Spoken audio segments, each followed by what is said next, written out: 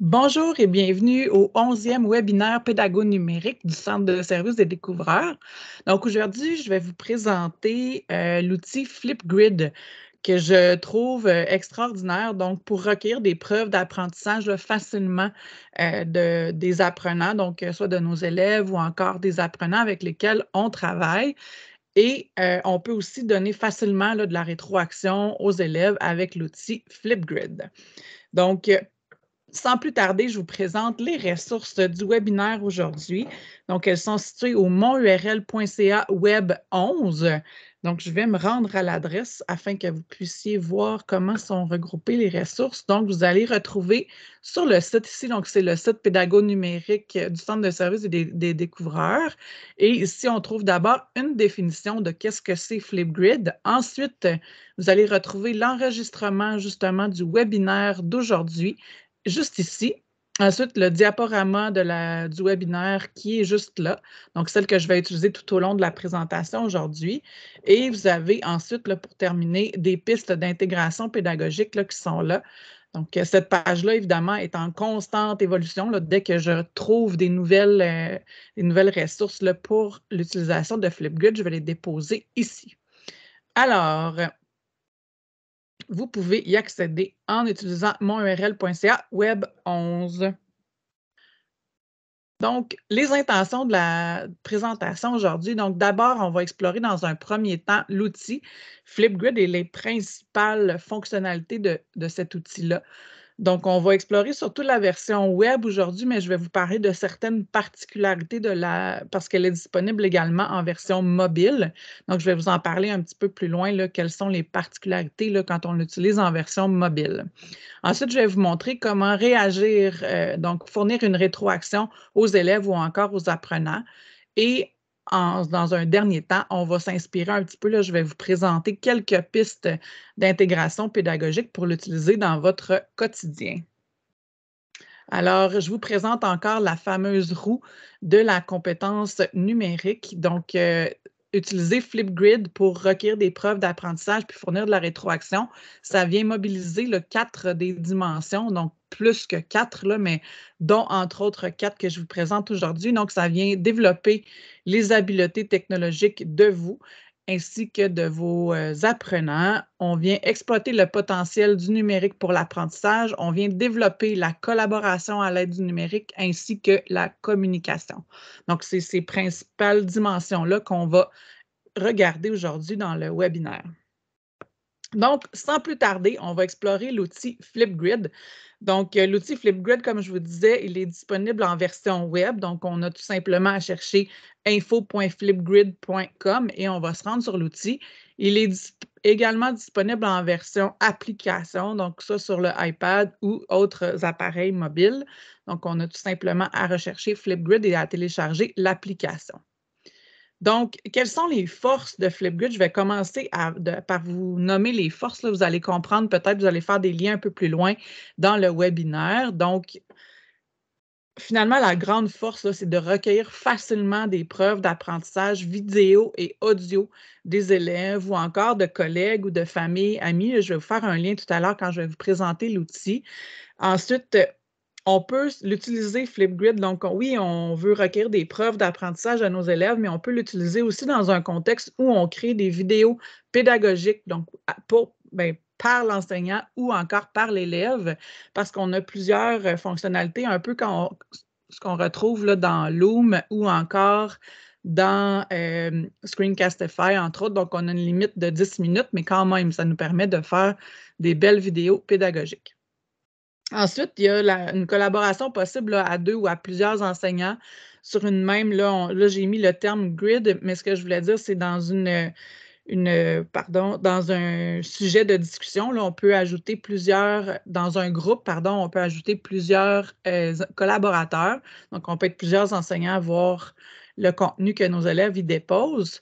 On peut contrôler également là, la durée des clips vidéo qui sont déposés. Donc, ça peut varier entre 30 secondes et 10 minutes. Donc, on peut imposer une limite à nos élèves.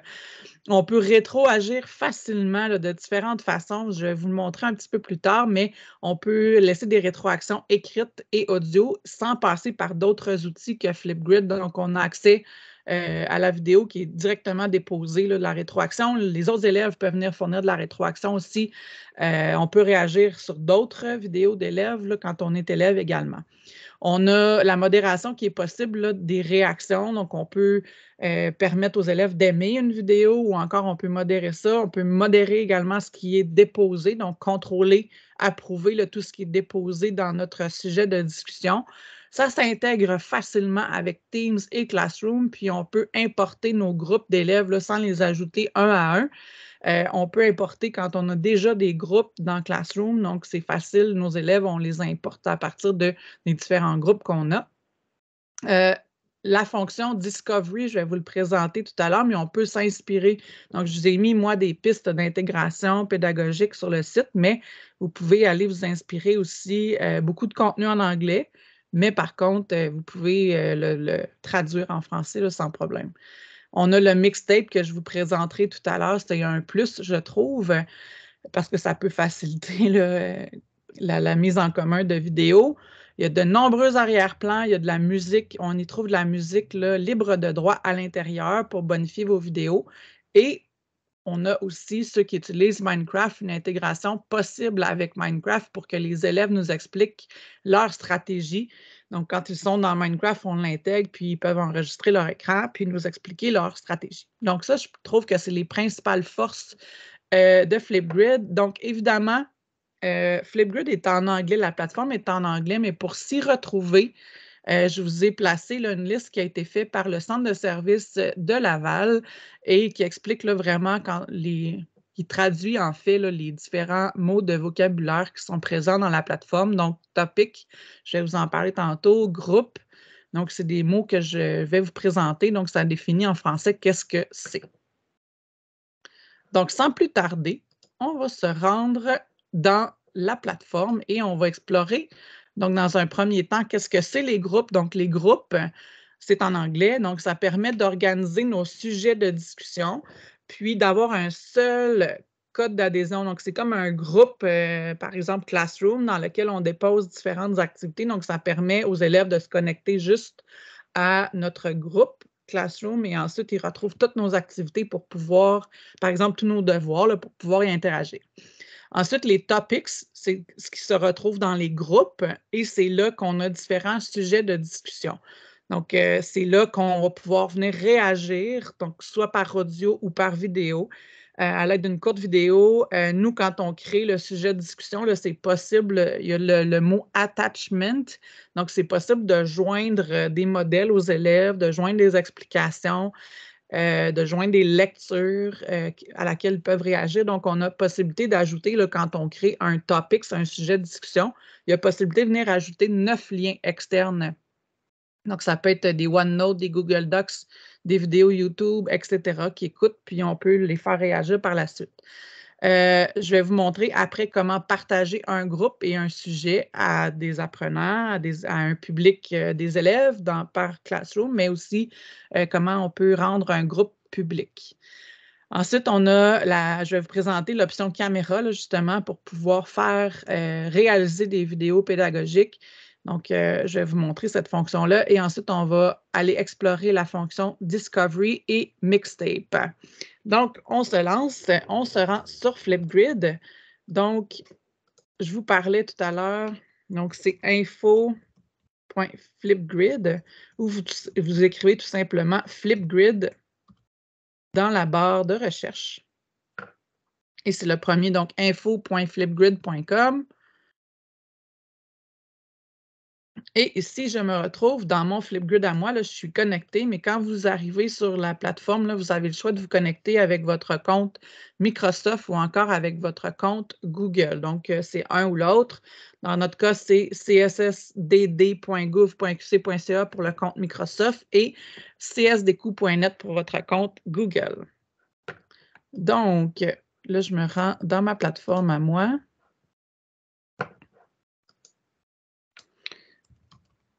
Flipgrid. Là, donc ici, là, c'est Sign Up, je voulais vous le montrer. Donc, moi, je fais tout simplement me connecter. Et normalement, là, il reconnaît automatiquement que j'ai pas besoin de me connecter puis rentrer mes informations à chaque fois. Donc, ici, Je vous parlais de groupe, de topics. Je vous parlais de caméra. Donc, ça, on va venir voir ça tout à l'heure. Donc, on va explorer ici d'abord les groupes. Donc, les groupes, j'ai créé différents groupes. On n'a pas le choix. On peut aller créer des topics, mais quand on veut le partager, ça nous prend un groupe. Donc, pour créer un nouveau groupe, on vient tout simplement ici. On peut joindre un groupe quand on a un code ou créer un nouveau groupe ici. Donc, je vais faire test webinaire. Et là, ensuite, qui peut joindre? Donc, seulement les personnes qu'on approuve, les gens avec le lien, donc tous les gens qui ont le lien que vous allez partager vont pouvoir se joindre, ou seulement les gens que vous approuvez. Dans le cas d'un groupe avec les élèves, on peut faire seulement les gens qu'on approuve. Et ici, vous pouvez mettre les adresses des élèves une à une. Donc, si vous n'utilisez pas Classroom, là, vous pouvez mettre les adresses des élèves ou encore dire que vous acceptez tous les gens qui ont le nom de domaine gouv.qc.ca. Donc ici, c'est-à-dire que tous ceux qui ont le compte Microsoft csdq.gouv.qc.ca et qui ont le lien, par exemple, vont pouvoir s'ajouter. Donc, si quelqu'un a le lien, mais qui n'a pas une adresse cssdd.gouv, ne pourra pas y accéder. On pourrait mettre une adresse personnelle également. Donc, je pourrais ajouter csdq.net comme domaine, donc il le reconnaît automatiquement. Puis si je mets une adresse individuelle, il va tout simplement reconnaître que c'est une adresse individuelle. Vous pouvez importer, là, vous pouvez le faire à partir d'un fichier CSV ou encore utiliser leur modèle, là.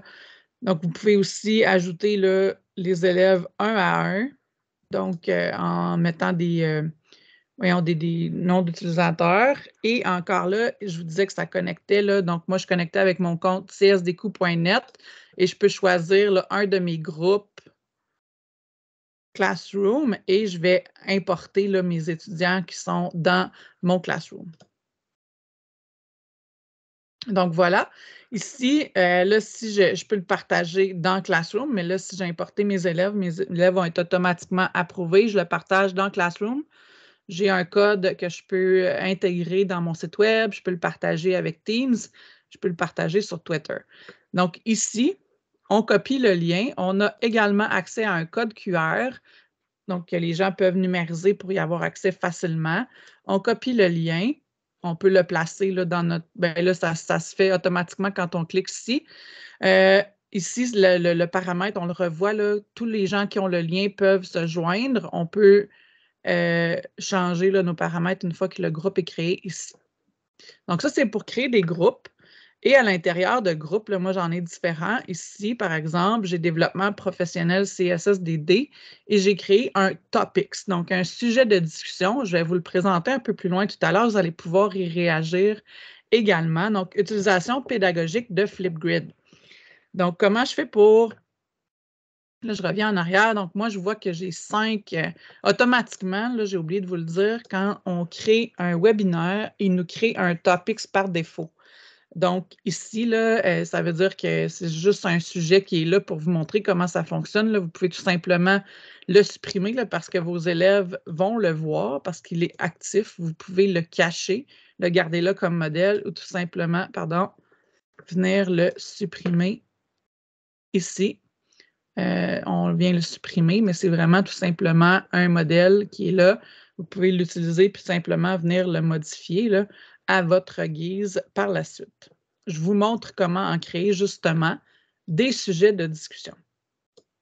On se rend dans la section Topics. Là, vous pouvez tous les créer ici, puis ensuite, une fois qu'ils sont créés, là, vous voyez, ils sont tous, moi, attribués à un groupe. Donc, vous pouvez les dupliquer après ça, puis aller le partager dans un autre groupe, si vous voulez l'utiliser avec plusieurs groupes. Donc, voilà. Ensuite, pour créer un topics, on crée ici. Et là, je vais l'appeler encore là, test webinaire. Et là, vous pouvez venir placer des explications. Donc, vous pouvez placer des liens dans votre description ici. Donc, c'est la tâche qu'on donne à l'élève, en fait. Et ici, on peut ajouter une image là, pour l'identifier. Vous pouvez vous-même laisser une vidéo pour expliquer aux élèves ce qu'il y a à faire. Vous avez 10 minutes de vidéo. Vous pouvez même utiliser toutes les options que je vais présenter tantôt pour faire un modèle à vos élèves. Donc, on dit toujours qu'il est pertinent de donner un modèle aux élèves. Vous pouvez placer une vidéo, vous pouvez mettre une vidéo que vous avez sur votre ordinateur. Vous pouvez intégrer des liens ici. Et pour l'identifier, là, vous pouvez toujours venir placer un GIF, donc un Bitmoji. Ça communique avec vos Bitmoji à vous. Donc, c'est des éléments que vous pouvez venir ajouter là, facilement. Donc, je vais choisir un emoji au hasard, là. Est-ce que ça va fonctionner? Je vais avoir un ajouter. Donc là, c'est ce qui vient ici. Puis tout à l'heure, je vous disais que pour la tâche, vous avez le droit à 9 liens qui sont là. Donc, c'est des liens pertinents là, pour la tâche. Vous pouvez les placer aussi dans votre description, mais ça va être, ça va s'afficher de façon en dessous de la tâche de l'élève quand l'élève va se rendre à l'intérieur. Et par la suite, vous avez le nombre de minutes que les élèves vont faire leur vidéo. Donc, est-ce que vous leur laissez 1 minute, 3 minutes, 10 minutes, 5 minutes? Donc, ici, c'est important de faire la tâche pour qu'elle soit claire pour les élèves, mais avant même de l'enregistrer et de la partager à vos élèves, c'est important de venir dans les settings. Donc, ici, les paramètres. Est-ce que vous voulez encore travailler dessus? Donc, est-ce qu'elle est active? Est-ce que les élèves peuvent aller ajouter du contenu dedans? Est-ce qu'ils peuvent seulement le voir le contenu qui est dedans? Ou encore, vous le cachez pour le moment et vous pouvez toujours venir le rendre disponible. Vous pouvez mettre la date à laquelle vous voulez la rendre disponible dans le groupe de vos élèves. Ensuite, c'est important ici, si vous voulez voir les vidéos avant qu'ils soient déposées, donc on peut venir mettre une modération. Ça veut dire que les élèves pour que les élèves puissent voir les vidéos qui sont là, vous allez devoir approuver les vidéos et les commentaires. Donc, ça permet une certaine modération. Ici, les commentaires, quand les élèves ou les autres apprenants vont venir réagir, est-ce que vous autorisez des commentaires vidéo et texte? Est-ce que vous utilisez juste la vidéo pour les commentaires ou juste le texte ou aucun commentaire possible là, sur les vidéos, sur les réactions des élèves? Ensuite, ici, pour les sous-titres, parce qu'il y a possibilité d'avoir des sous-titres, je vais vous le montrer tout à l'heure. Donc, on vient sélectionner français. Donc, c'est France, là, mais quand même, la traduction est assez proche là, de ce qu'on dit. Et ici, ensuite, la réponse, les réponses. Qu'est-ce que les élèves ont de possible par rapport à la réponse qu'ils vont donner à votre sujet de discussion? Donc, est-ce que vous permettez les j'aime sur les vidéos? Donc, est-ce que c'est possible que les autres apprenants, les élèves, viennent aimer la vidéo d'un autre élève? Donc, c'est à vous ici, là, est-ce qu'on peut voir le nombre de vues, etc. Et ici, la caméra, donc à quoi ils ont accès quand ils réalisent leur vidéo? Est-ce qu'ils ont accès à tous les outils, les sticky notes? Parce que des fois, ça peut venir avec une certaine distraction, là, d'avoir des lentilles, des GIFs. Donc, si on veut qu'ils se centrent sur l'essentiel, on peut venir désactiver là, certains éléments.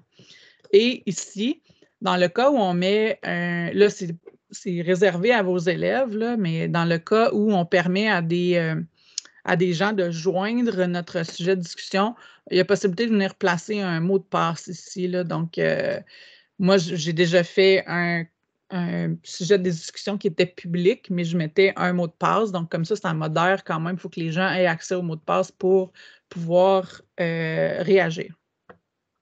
Donc, on n'oublie pas les paramètres quand on crée un sujet de discussion et là, on fait post. Et c'est là qu'on vient nous demander dans quel groupe on veut le placer. Donc, je vais venir le placer dans test webinaire, mais si vous n'avez pas de groupe, vous pouvez en créer un ici là, pour pouvoir le déposer. Donc, on peut créer un nouveau groupe ou encore on le dépose dans un qu'on a déjà créé. Donc, après ça, votre sujet de discussion est disponible. Donc, malgré que vos élèves ont déjà accès, là, vous pouvez partager ce topic-là à vos élèves dans Classroom, dans Teams, sur Twitter. Vous pouvez avoir accès au code QR pour y avoir accès rapidement. Et on y va. À partir de ce moment-ci, les gens vont pouvoir réagir, donc répondre à mon test webinaire. Et par la suite, là, il y a comme un code d'accès qui est là, là. Si jamais vos élèves disent: «Oui, mais je n'ai pas accès», vous pouvez donner le code ici.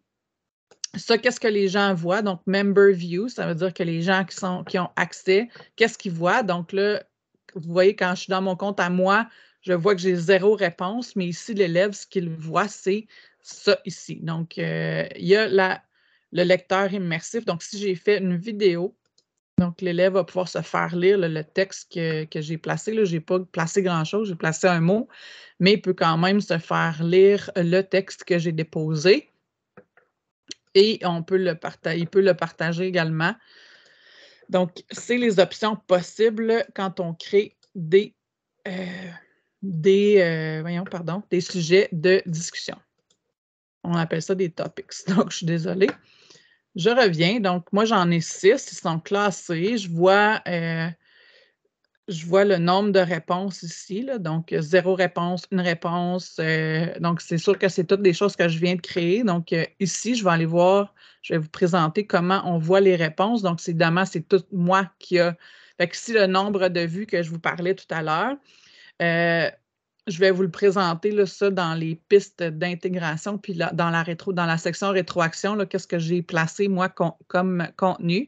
Mais c'est ce que je vois quand j'ai des gens qui ont répondu à ma partie, donc à ma question. Puis, je vais vous présenter un petit peu plus loin aussi comment travailler avec tout ça. Donc, là, j'ai fait les groupes, les topics. Je vais juste me restituer dans ma présentation. Donc, les topics, on a parlé des attachements. Donc, on a partagé comment créer un groupe et un sujet. Donc, maintenant, je vous ai parlé de l'option caméra. Donc, pour faire des vidéos pédagogiques, donc je recommence. Ici, vous avez l'option juste caméra, OK? Donc, vous n'avez pas besoin de créer un groupe, pas besoin de créer un topic. Vous pouvez juste vouloir faire une vidéo pédagogique pour vos élèves, un peu comme on fait avec Loom ou avec Screencastify, on se rend dans caméra. Et là, après ça, vous avez accès aux options. Donc, vous pouvez, pour faire votre vidéo pédagogique, déjà placer une vidéo que vous avez dans votre contenu. Vous pouvez utiliser le micro seulement. Donc, ça peut être faire une balado. En fait, vous pouvez faire un effet miroir à votre vidéo. Là, je vais enlever le micro. Donc, ensuite, on peut tout simplement désactiver le micro pour qu'on n'entende pas notre voix.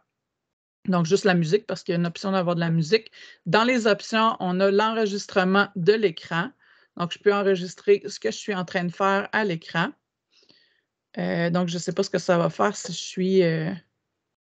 Donc, je vais partager l'écran 1. Et là, je peux venir enregistrer mon écran. Donc, là, je suis sur l'écran ici, sur ma deuxième écran, etc. Je peux faire une pause et je peux faire stop mon écran. Donc là, je suis sur l'écran ici, sur ma deuxième écran, etc. Je peux faire mon écran. Donc, vous voyez, là, j'ai fait mon enregistrement d'écran. Donc, ça peut permettre de faire un tutoriel pour les élèves. On peut les mettre, on peut ajouter une autre vidéo, on peut importer, etc. On peut ajouter de la musique, mais avant de me rendre là, ce que je voulais faire, c'est que vous pouvez vous ajouter. Là, on ne voit pas ça quand vous faites votre vidéo pédagogique, là. Les élèves ont cette option-là aussi quand ils s'enregistrent de leur côté pour faire une capsule. Là, ils peuvent s'ajouter des notes. Ne pas oublier de nommer tel critère. Donc, ça nous permet là, de le mettre par-dessus, par exemple, et de ne pas oublier on peut mettre le texte qui est là. Donc, c'est comme un télésouffleur.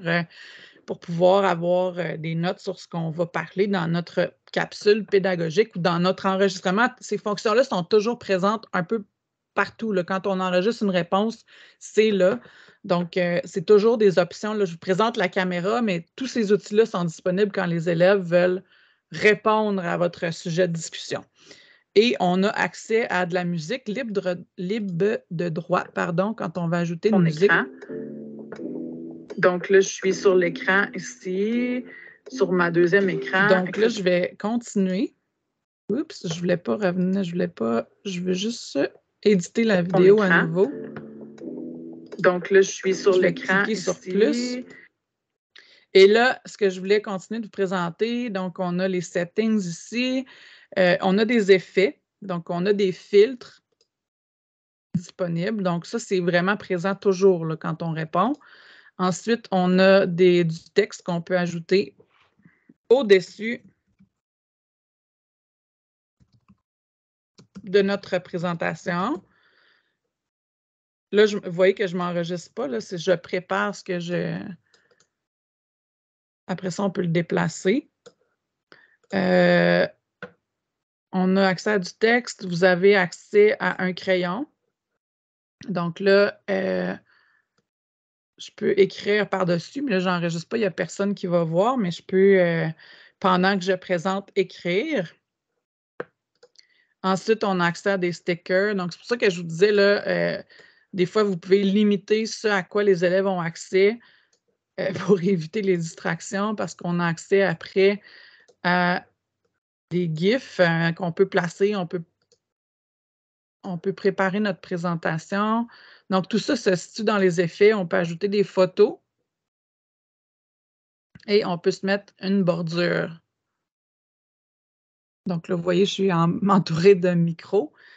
Et par la suite, je fais tout simplement, là, je peux démarrer l'enregistrement. Je vous rappelle qu'on a 10 minutes. Donc là, mon enregistrement est démarré et je peux mettre pause et continuer. Là, donc, je vais venir utiliser mon crayon. Ah, je vais utiliser un tableau. Là, il y a tellement de distractions. J'ai accès à un tableau.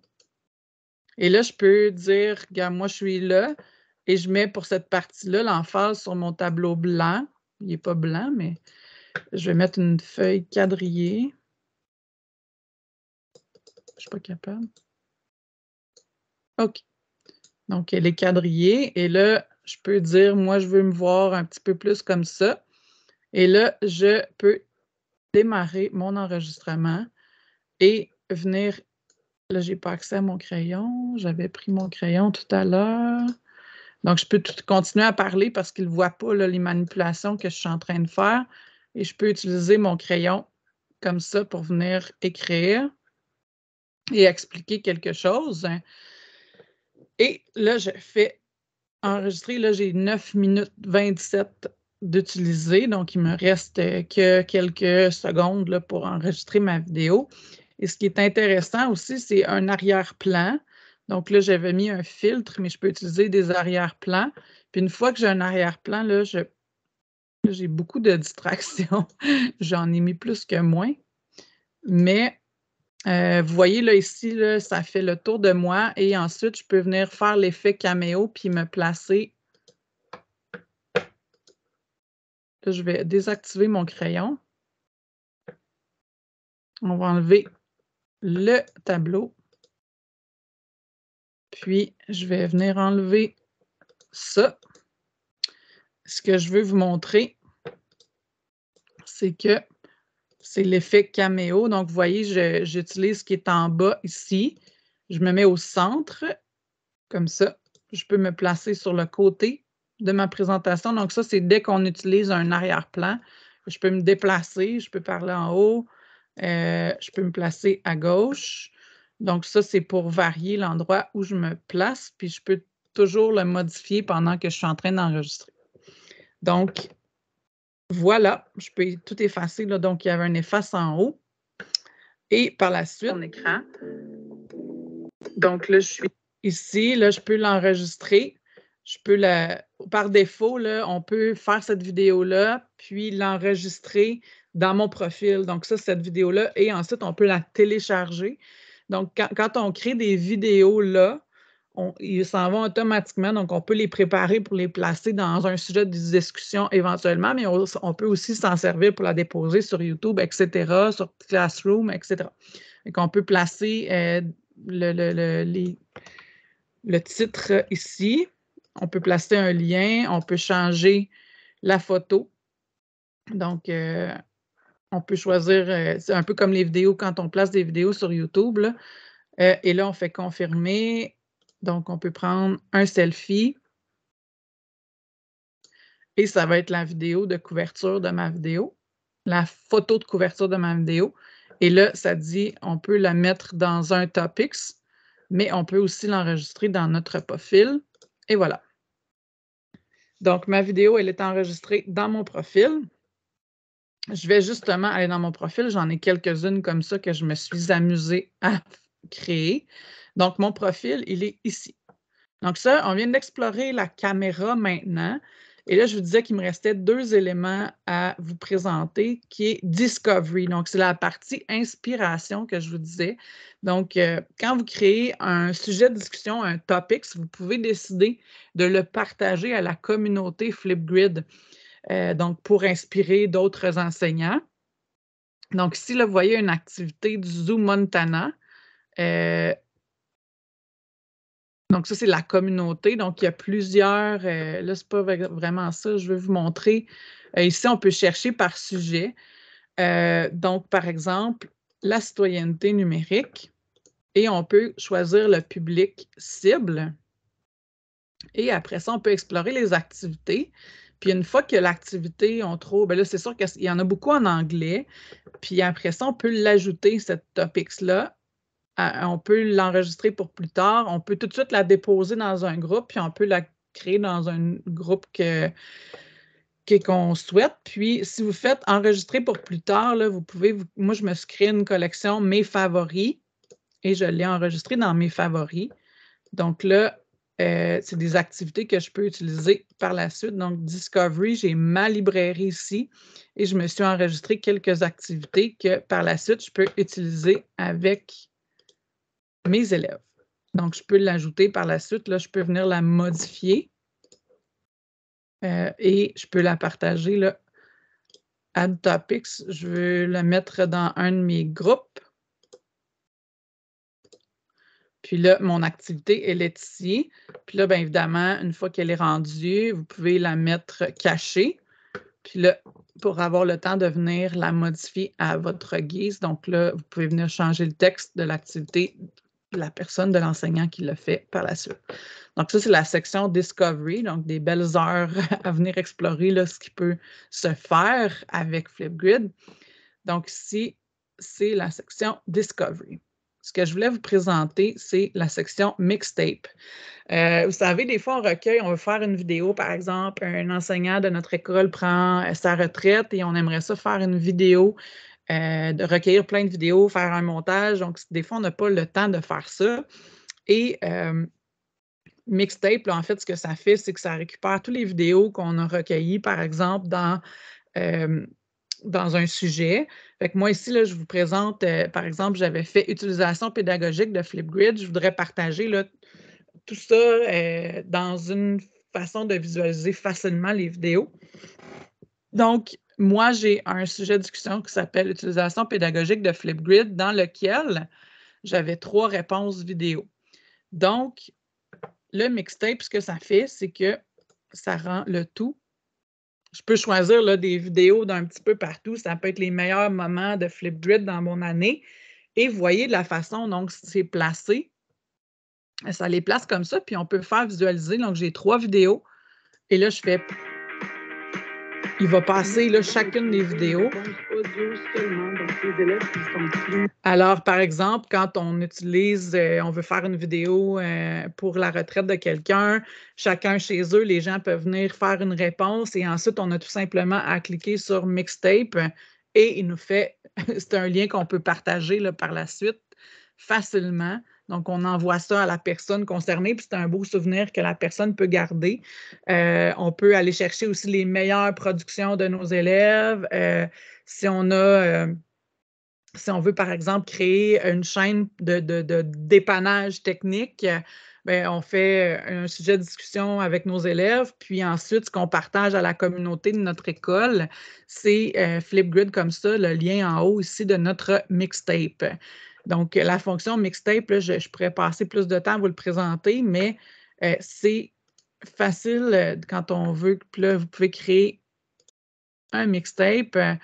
Puis là, encore là, vous pouvez le mettre caché, public. Donc là, vous pouvez venir aussi ajouter les détails. Donc, on peut venir placer plus de vidéos parce que quand je vais peut-être aller un peu vite, mais si je viens dans un endroit où j'ai des vidéos, celui-ci, je pourrais l'envoyer directement. Vous voyez, là, je suis dans un autre sujet complètement. Je pourrais l'envoyer dans un nouveau mixtape ou je pourrais le mettre dans Utilisation pédagogique de Flipgrid. Et voilà, donc là, quand on vient dans mon mixtape, j'ai maintenant 4 vidéos. Donc, la vidéo que je suis allée chercher dans un autre sujet par la suite, donc celle qui a été créée le 25 août. Donc, c'est vraiment une belle façon là, de préparer des vidéos souvenirs, des vidéos pour les retraites, etc. Donc, pour avoir les appréciations des élèves à la fin de l'année de notre enseignement, etc. Donc, on a exploré vraiment, on a fait le tour de l'outil. Ce qui me reste, donc j'ai fait le tour. On va tomber dans la partie rétroaction maintenant. Donc, comment on fournit de la rétroaction maintenant que nos élèves, là, je me suis improvisée élève. Donc, fournir de la rétroaction aux élèves. Donc, l'élève, quand il vient on peut avoir le lecteur immersif là, quand on voit les productions des élèves. On peut avoir accès à des sous-titres des vidéos. Donc, même les élèves qui écoutent les vidéos des autres élèves ont accès à ça. On peut augmenter la vitesse de lecture des vidéos. On peut venir placer un commentaire privé ou public, donc qui est privé à l'élève ou encore que les autres élèves peuvent voir. On peut placer une rétroaction vidéo, audio ou à l'écrit.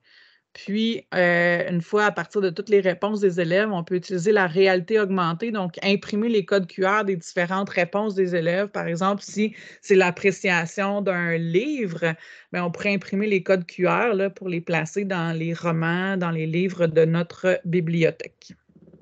Donc, on y va, on explore.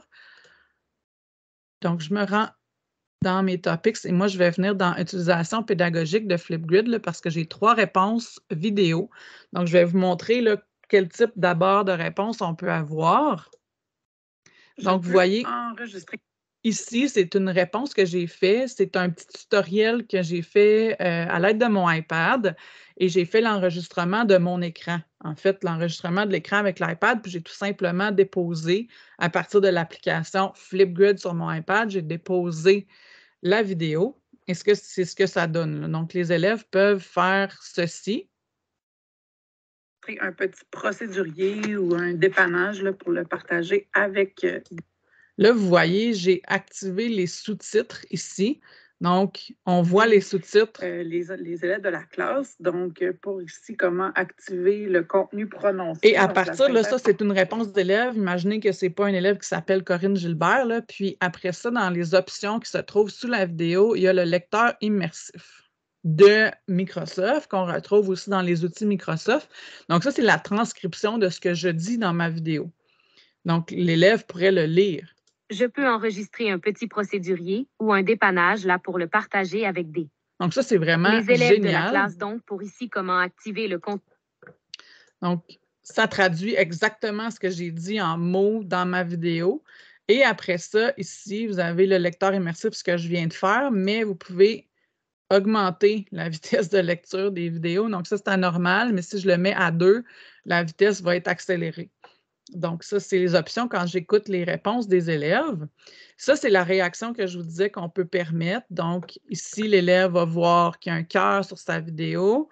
Et là, après, je peux venir placer un commentaire écrit à l'élève. Et là, après, je peux décider si elle est publique ou privée à l'élève. Donc, ma rétroaction, est-ce qu'elle est publique ou privée à l'élève? Et là, je fais envoyer. Ça, c'est une rétroaction écrite. Par la suite, j'ai accès, vous voyez, on retrouve ma caméra. Là, donc, je peux venir directement dans l'outil Flipgrid faire ma rétroaction aux élèves. Donc, je retrouve exactement les mêmes outils que je vous ai présentés tout à l'heure. Je peux faire l'audio uniquement pour faire une rétroaction audio. Je peux faire une rétroaction sous forme vidéo, un enregistrement d'écran, etc. Et tout ça, donc je vais l'enregistrer là, pour vous montrer. Je m'enregistre pour faire une rétroaction. Allô, Corinne. Donc, c'est un excellent tutoriel que tu as produit. Je te remercie beaucoup. Et là, je fais envoyer. Et là, mon commentaire vidéo, j'ai encore le choix, est-ce qu'il est public ou privé? Donc, public à tous, donc ceux qui ont accès à cette grille-là, ou est-ce qu'il est privé? Et là, je fais envoyer. Donc, les élèves peuvent venir réagir. L'enseignant peut venir réagir à la production de l'élève qui était ici.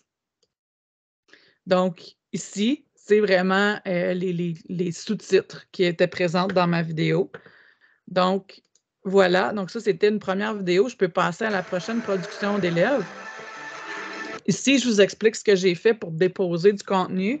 Donc, l'élève, là, si vous voulez, par exemple, travailler en géographie, ici, c'est un enregistrement d'écran que j'ai fait à partir de plans dans mon iPad.